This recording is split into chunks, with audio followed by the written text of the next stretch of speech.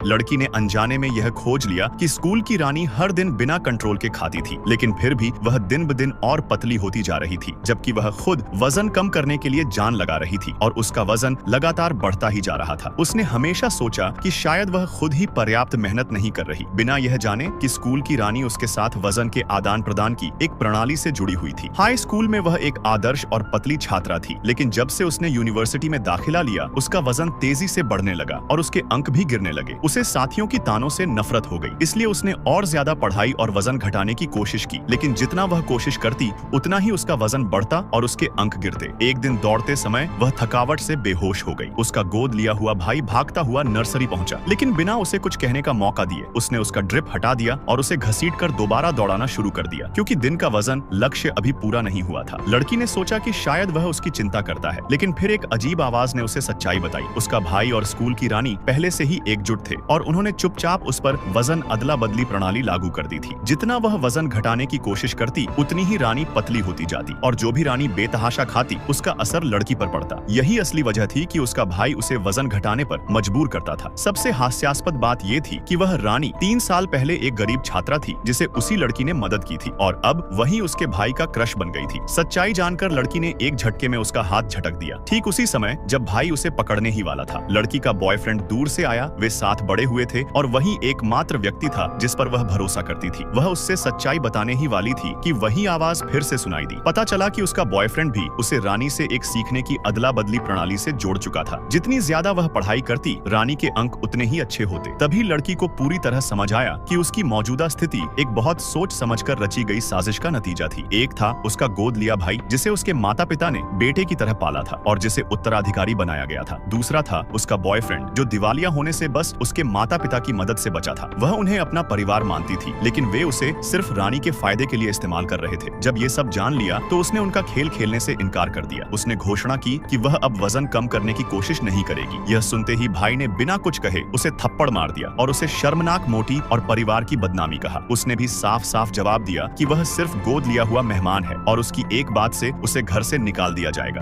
Boyfriend ने स्थिति शांत करने की कोशिश की और कहा कि अगर वह वजन नहीं घटाना चाहती तो कम से कम पढ़ाई पर ध्यान दे। लड़की ने उसे तिरस्कार से देखा, उससे लैपटॉप छीना और बिना पीछे देखे चली गई। इसका पार्ट 2 चाहिए तो कमेंट में जल्दी से लिखो। पार्ट 2 वीडियो को शेयर करना मत भूलना।